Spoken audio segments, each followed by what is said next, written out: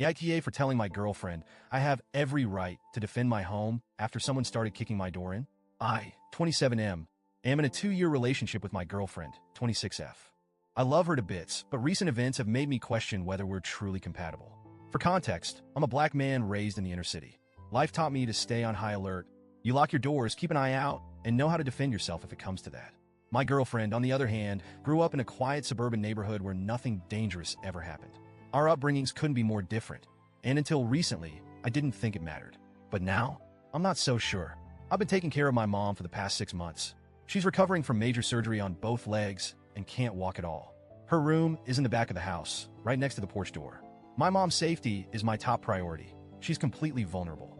She can't even sit up without help, let alone move to another room if something happens. That vulnerability is why what happened last Wednesday has shaken me to my core. It was just after 2 a.m. My girlfriend was staying over, and we were both asleep when my phone buzzed. It was my mom calling. Her voice was trembling as she said, "Someone's trying to break in." I froze for half a second, my brain processing what she'd said. Then I heard it bang, bang, bang, coming from the back of the house. Someone was kicking the door. I shot out of bed, adrenaline surging. My girlfriend woke up and asked groggily, "What's going on?" I didn't have time to explain. I grabbed my gun from its secure spot, a firearm I own legally and keep locked away responsibly, and rushed toward the back. The sound of those kicks was louder now, more aggressive. My heart was pounding, but I wasn't thinking about myself. All I could picture was my mom lying there, helpless and terrified, just feet away from that door. When I got to the back, I started yelling, "Get away from the door!" My voice was booming, but whoever was out there didn't care. The banging continued. I pulled up the camera feed on my phone. The porch light was on, and I could see them clearly, 3 people, all in dark clothes. One of them turned to the others and said, "Keep going. It doesn't matter." I saw red. My home wasn't just some random target. My family was inside. I activated the speaker on the camera and shouted, "I have a gun. It's loaded. If you kick that door one more time, I will shoot." That's when my girlfriend appeared behind me, frantic. She grabbed my arm and screamed, "No, don't shoot them. It's not worth it." Her voice was shaking, and I could feel her pulling on me, trying to distract me. But I couldn't afford to waver. The people on the porch weren't moving. They weren't scared. If anything, they seemed emboldened. I put my phone down, cocked my weapon loud enough for them to hear, and said, "I'm counting to 3.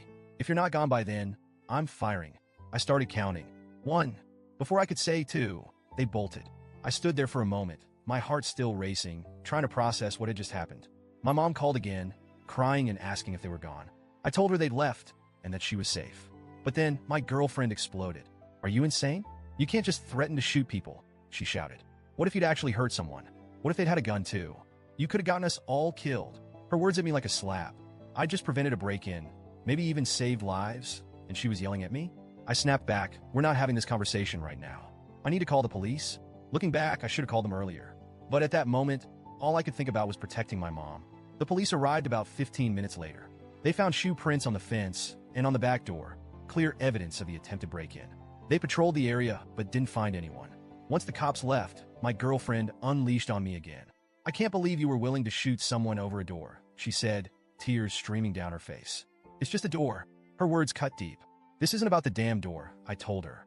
"It's about my mom lying there helpless. What if they'd gotten in? What if they'd hurt her? Or worse? I'm not going to sit back and hope for the best when my family's in danger." But she wouldn't let up. There's never a reason to hurt or kill someone.